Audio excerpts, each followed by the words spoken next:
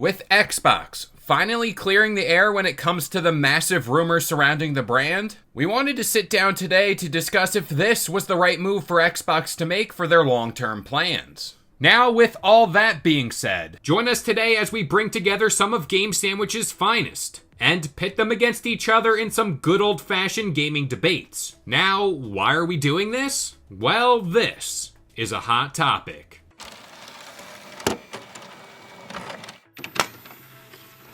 What's up, guys? This is Kalo, and normally I'm here to give you the lowdown on all things gaming, but we are back for yet another episode of Game Sandwich Hot Topic, and I'm joined today by a brand new guest to the show. Why don't you say what's up? What's up? I'm John Hansen. I'm one of the co-founders for Game Sandwich, and let's talk some Xbox, man. Oh, I've been waiting for this. This was an event leading up to it. It went every which way. The internet had its fun leading up to it.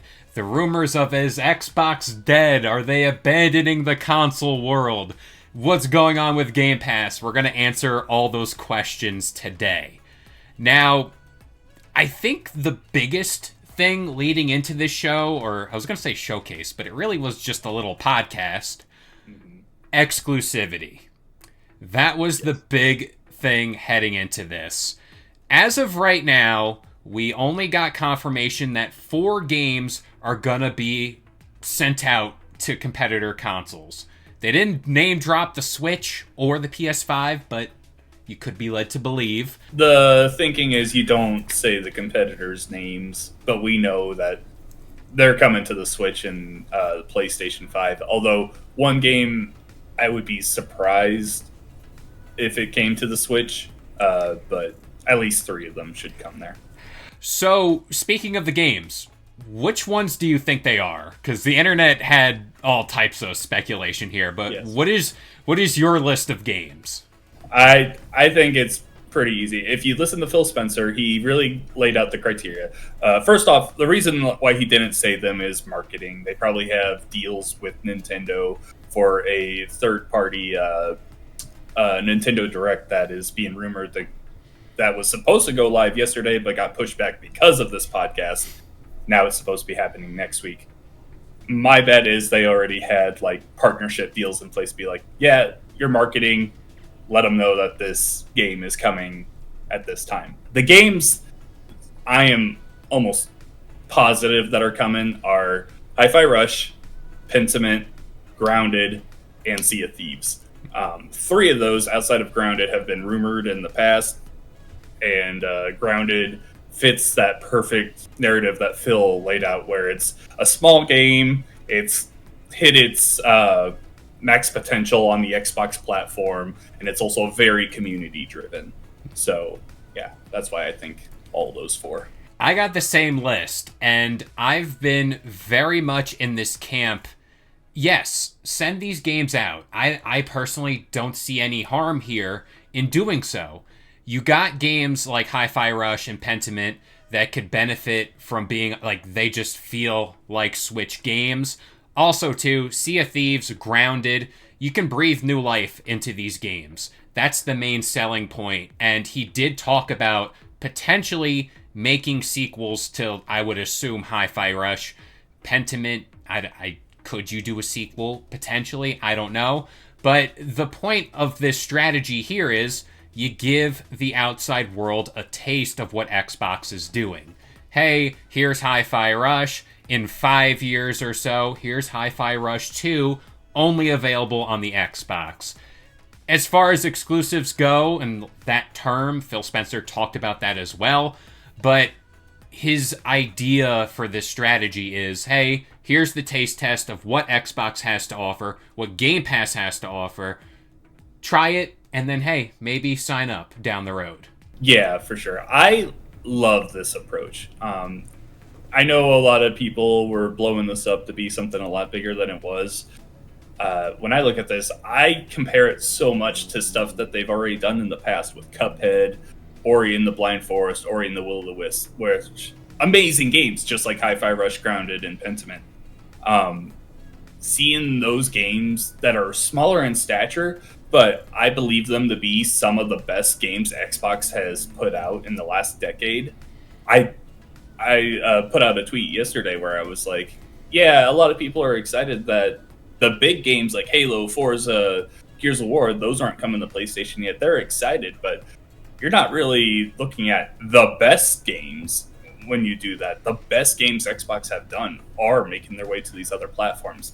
And for that reason alone, because they are in a, I don't want to say they're like lesser than those games, but they're definitely not as big on Xbox's priority for money. Seeing those games get into the most hands possible, like that's so good for just everyone. It's the matter of like what you said. Pentiment, I don't see them posting that on the box the Xbox comes in. Like, hey, this is the big game. But Pentiment was this under the radar hit for Xbox, and I remember when that game came out, everyone was like, wow, like we didn't expect this. And it goes without saying, Hi-Fi Rush 2. The Shadow Drop, everyone knows that story. But two games that aren't going to other consoles, Starfield and Indiana Jones. To me, the reason why you buy the Xbox is I think it's the home of RPGs. I look at Starfield, I look at all the Bethesda stuff. I'm a Bethesda stan through and through, so obviously bias potentially. But Indiana Jones as well. I've always said that mascot for the Xbox brand will be a huge driving force because he's part of the mainstream as well. Now, does this really play into the long term for Xbox? Phil Spencer said for the longest time now, and he said this again at this podcast, he sees exclusives becoming a smaller part of the gaming business. He says, you know, is this really going to be sustainable going forward? PlayStation this week, we just did a Game Bite about that, go check that out. They said, we're going to put more games on the PC. More and more companies are realizing the fact that, hey, we can't confine ourselves to our own little platform, little air quotes there, but the budgets for these games are growing and they need to make more money.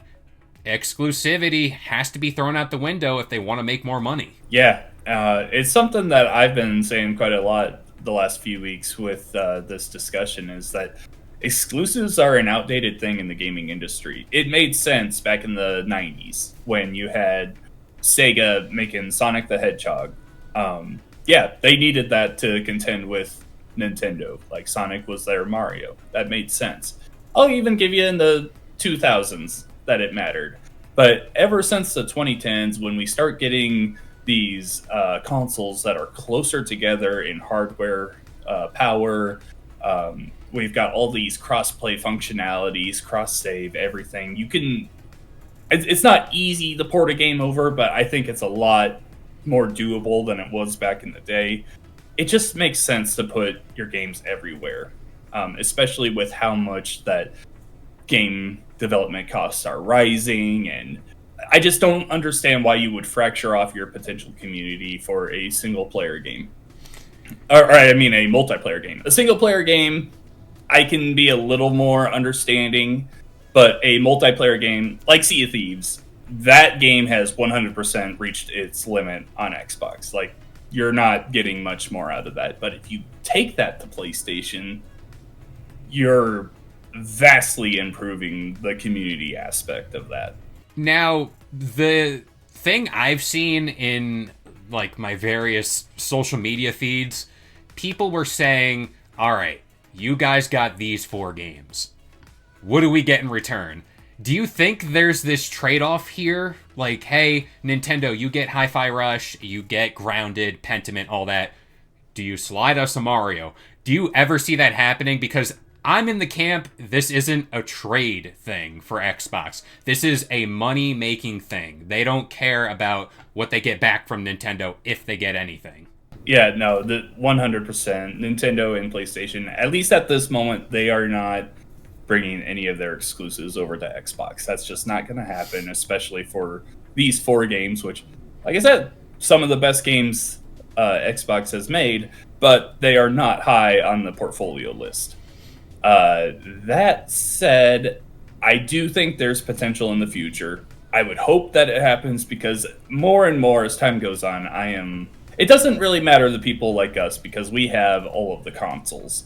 But I just think it makes more sense nowadays to just release your games on everything. Exclusives don't sell consoles like they used to. It's the brand, it's your investment into that platform, and where your friends are playing. And they've made it a point, like, yeah, they want to sell Xbox consoles, but every single time they hold an event, every single time they appear on a stage, whether it was E3, rest in peace, you know, Game Pass, Game Pass, Game Pass, Game Pass. That's all you heard about. And they're making these investments. Activision Blizzard, Bethesda, all of these big acquisitions are for that. Now, speaking of Game Pass and speaking of Activision Blizzard, big news, Diablo 4 is coming to Game Pass on March 28th. That is a big deal. That is the first Activision Blizzard game to hit Game Pass. And I wanted to know, yes, like the Bethesda merger, people wanted all the games to hit at once. Pop into Game Pass and there's all the Call of Duties, Crash, Spyro. I'm for this slow approach because you're not going to be playing these games all at once. You're going to dive into Diablo, play that for a few months, and then dive into whatever else. What are your thoughts on Diablo, Activision Blizzard games finally coming to Game Pass? Diablo is definitely the biggest one they could have done at this moment. Well, okay, I guess maybe Call of Duty, but Diablo 4 just releasing last year at the time because the Activision Blizzard acquisition wasn't done yet. A lot of people were like, hey, is this going to be a day one thing? Obviously, it didn't happen, but to have that done in March, I think is a pretty big deal. I like it. I do wonder what the next one will be. I think I like your idea of like slow rolling them out, but I think the next one could be like all the past Call of Duties. Like maybe not Modern Warfare 3, but like just a big lineup of like 360 Call of Duties and like, boom, here's the original Modern Warfares, here's your Black Ops, here's all of these. I'm, for a spoiler for later in the conversation, there is that June showcase, and I think that would be a nice showcase to kind of be like, hey, Activision Blizzard, let's flex that muscle and drop like a whole bunch on Game Pass now. But I think this is more of the appetizer to see how everyone reacts. Now, do you ever see Game Pass coming to the Switch, coming to the PS5? That was another big conversation. They're like, oh, the only way this is going to happen is if Game Pass exists on the PS5 and the Switch. I don't think that ever really happens. I also think Nintendo would be more likely to do it versus PlayStation just because there's a bunch of history there. But yeah, do you ever see Game Pass going beyond the PC and the Xbox?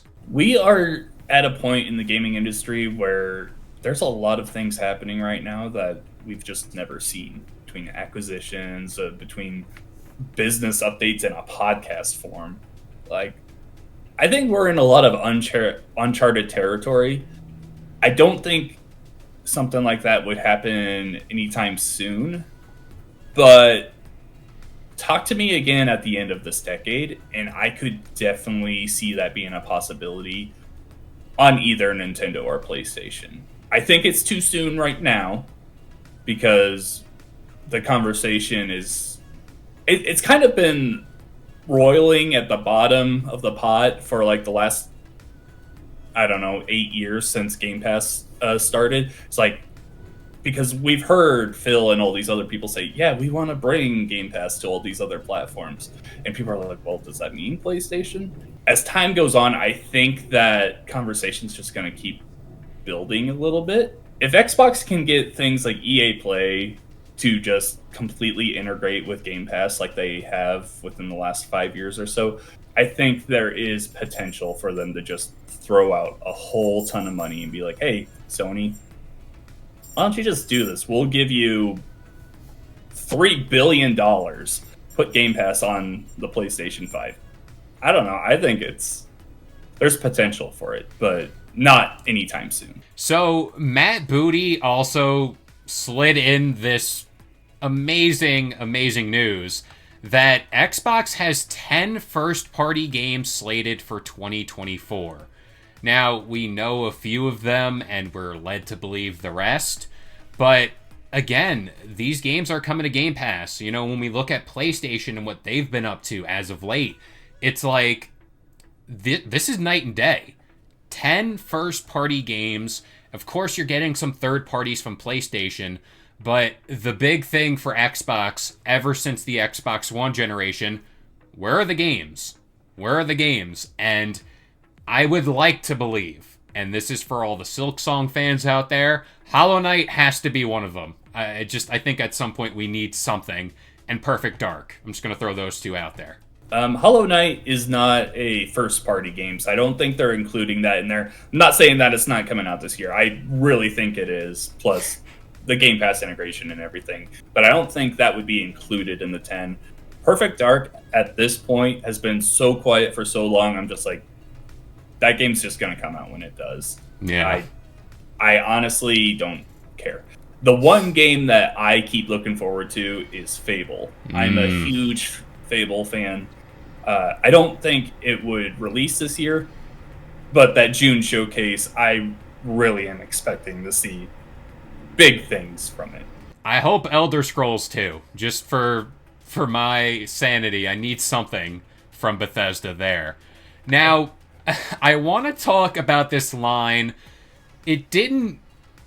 I don't want to say it bugged me. It didn't annoy me. But something about it just isn't sitting right. And that's when Phil Spencer talked about game ownership and as far as the digital sense goes. He called it digital entitlement versus ownership. Of course, they're pushing Game Pass. It comes with the territory. You're downloading all of your games. What are your thoughts on his wordage there? And any thoughts on owning digital games? In regards to Game Pass, he's 100%. He's not lying at all. Like, you don't own any of your Game Pass games. Technically, you don't own any digital games. That's kind of been something that I've looked over since I went all digital quite a while ago. It's never really bugged me. I understand why people are upset about it. In regards to Game Pass, I get it. It's a subscription. You don't own your movies on Netflix. Like, that's just not a thing. I think this is more a conversation on the physical side because we're seeing more and more physical games just go away, especially in Xbox with all the recent layoffs. They just let their physical department go. I think that's the bigger conversation here than do you own digital games or not. So we hinted at this June Xbox showcase. You kind of said some games you're thinking are gonna be appearing or coming out this year. Do you have any other speculation on that end? I'm personally thinking we get some hardware as far as that controller that was rumored for a while, the Elite. I don't know, it's like the haptic feedback one. And potentially this all-digital Series X. I think that's two big announcements they can make. It's been in the rumor mill for quite some time. When talking about all this stuff and what lies ahead, you're going to need a reason to sell these games too. And yeah, you have the Series X, you have the Series S, but an all-new console, something to pair it with, I think that'd be nice. Yeah, no, the digital Series X and that new controller, that makes sense. We've seen them leaked, and at this point, this feels like a really good time for both of those to be announced. As for the game side, of course, I mentioned Fable. We also had a bunch of Bethesda games leaked last year. I think the Oblivion remaster makes sense. For some reason, I keep popping over to the Insomniac leaks, and that's not Xbox. I would love to see more of what's the Compulsion Games one? The South by Midnight? South by Midnight, and then I think there's Clockwork Revolution. That's by a different... Clockwork Revolution. That one has me very excited as well because that looks straight up BioShock Infinite, one of my favorite games of all time. So that three, Fable, South by Midnight, and Clockwork Revolution, are the big ones that have my attention. I think you focus more on Xbox and Bethesda. Activision and Blizzard always do these. They just kind of do their own thing, and I get that Xbox owns them now, and they could be like, "Hey, you have no say in this. You're gonna show stuff at the Xbox show." But I think outside of Game Pass announcements, I don't think we really get like any new Activision announcements. There was a rumor that popped up that the next Call of Duty Gulf War, I think it's titled Black Ops Gulf War, it's going to be like this weird open world for the story. It's a nice prospect. I've always said Call of Duty needs this change for the story because let's be honest, no one's buying Call of Duty for the story. You're buying it for either zombies or you're buying the multiplayer. But yeah, like a nice Game Pass thing there would be nice. A little bit of hardware, maybe just the controller. I also think, this holiday season, and I'm saying holiday, but I mean October to December, Switch 2 is somewhere in there. You gotta have something to compete. Not saying you have to compete, but like, you're gonna be shoved to the back of the line if you don't have anything, really. Like, because you're gonna put your blinders on for the Switch 2. I know I'm gonna be all over that console. But yeah, something to compete heading into the holiday season would be nice. Now, I talked about this largest technical leap ever seen in hardware for this next generation Xbox. I'm going to say it's a little ambitious and it's good to set the bar high, but do I think it's actually going to come to fruition? I'm not that sure. What are your thoughts on that? It's really important to know what Sarah Bond means by largest technical leap because Xbox hardware wise doesn't really do a lot of like crazy features like Nintendo does. They don't work in motion sensors, they don't work in the IR sensor. They don't do stuff like that. So that just kind of makes me think, oh, it's just more powerful. And is that really noticeable? We didn't really. Yeah, you can notice a difference between the Xbox One and the Series X, but it's not like a night and day difference from like the 360 to the Xbox One. The big change this generation has been the loading times. Are they going to become even faster? I don't know. Is there a super SSD out there? Like, that'd be cool, but I don't know if I would call that like the largest technical leap ever. I have really had a hard time deciding like what that could mean. Of course, this is all just marketing.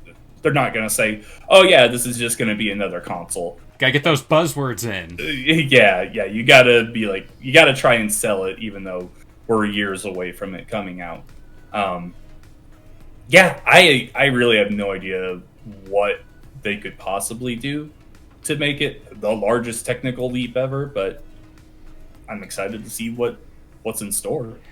A nice curveball I've seen people talk about was an Xbox handheld. I don't know if there's a space for it because you already have the ROG Ally, Steam Deck, stuff like that.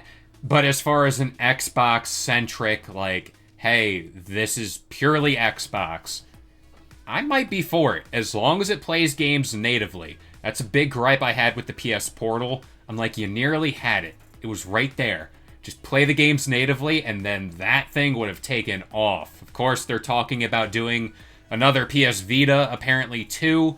But as far as the Xbox handheld goes, I might be into it. Just gotta play games natively.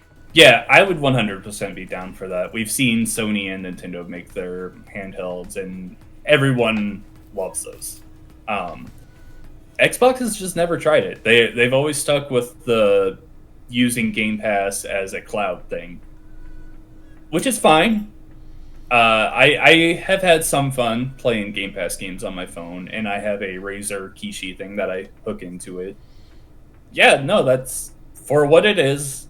That's not as bad as it used to be, and that's like the best compliment I have for that. If they can make a native handheld that locally stores those games and they can play them, I am 100% down for that. I worry though that they are gonna focus on the cloud aspect because they've already done that so much. Yeah, I don't want another cloud device. Like, leave that for the phones. If you're desperate to play a game and you have a controller to connect to it, yeah, play through the cloud on your phone. I do not want a cloud-based game like the PS Portal. Now, the closing thing I want to talk about was the overall messaging that Phil Spencer, Matt Booty, and Sarah Bond sent out. I've always been hard on them in this aspect of it's so, like, unclear leading up to this point. We don't know what's happening with Blade. At least, I don't think I've heard anything about it. As far as, like, is it going to be exclusive? Is it not? Of course, they answered some of those questions, but leading up to it, it's always been case-by-case basis. Coming soon, or whatever. Like, Hellblade 2, we didn't know that was going to be all digital up until a couple, like, what was it, a month or so ago, where they announced Game it? Awards. Yeah, and it's like, right up until this point, it's always been unclear. And I think doing this podcast format, yeah, some people said you should have just done a little press release. This gave them the perfect opportunity to speak directly to the fans and say, hey, this is what's happening. All these rumors, some of it is true, some of it's not. And we can talk to you guys and be open about this. And I just got to give them their flowers there for that, since I'm always hard on them for that. But overall, what were your thoughts on this event? It definitely didn't need to be a podcast, but originally it didn't need to be a podcast. I'm glad that the three figureheads of Xbox came out and spoke to the community directly, though, because of the community backlash and all of that. That's been happening for weeks. That is why they had to come out and say that. Otherwise, this could have easily been a tweet. This could have easily been just an Xbox Wire blog post. I'm happy that they did it the way they did it. It wasn't just a scripted showcase kind of thing. Obviously, they had enough marketing in there to be like, yeah, no, this isn't them just talking like you normally would in a podcast, like we are here. They were working on some PR speak and everything, obviously, but I think they did good. I wish they would have talked more about what... we know the case-by-case method and everything, but, like, there are so many games under the Xbox umbrella now. Bethesda, Activision, and just Xbox Game Studios. So many games that you have to consider. I wish they would have been a little more out front and been like, okay, yeah, these games that have been here for a year and they've reached their potential, they're community driven, yeah, they're going to make it. And you can point to other games like that in the future. But, like, what about the games that are kind of in between? Not the ones that are going to be your top-of-the-line AAA games and then all those. I don't think Blade and Indiana Jones are huge console sellers to begin with. I could definitely see those going multi-platform at some point. The whole Blade situation is weird because they didn't even, like, say Xbox when they announced the game at the Game Awards. It's just, that game has been so obscure. We don't even know really what it is. Like, we've heard third person, and that's about it.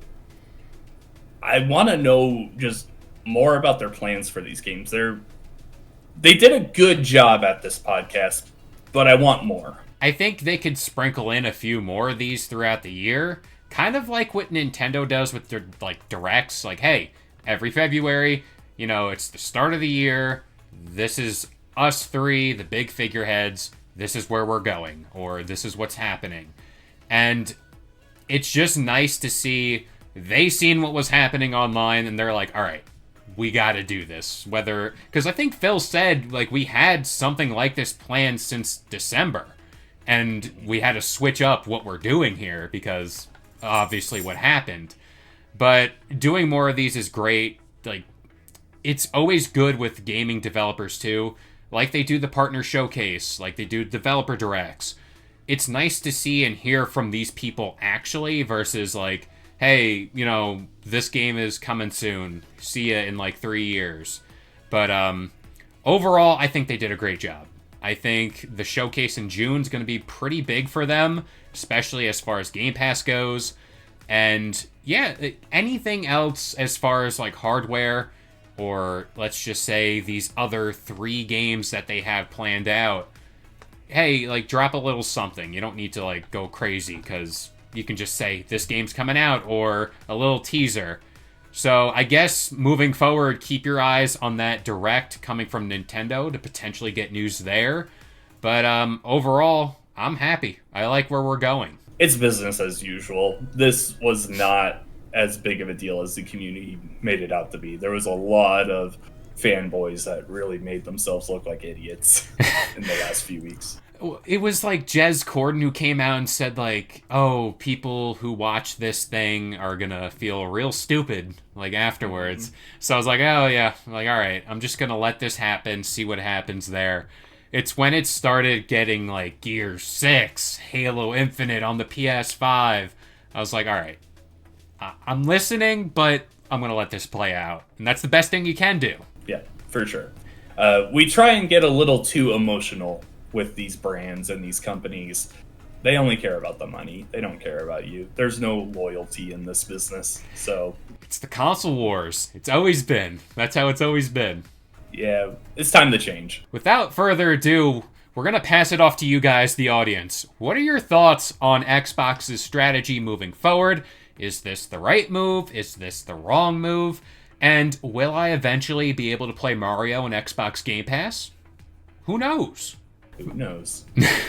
But that about does it here for this episode of Hot Topic. Again, thank you for joining me, John. It's been a great time talking about Xbox, the best company out there. I'm going to drop that in there to get a nice little jolt of heat on us. If you enjoyed today's debate or want your weekly dose of gaming news content, consider subscribing to Game Sandwich for content just like this. And we'll see you guys next time.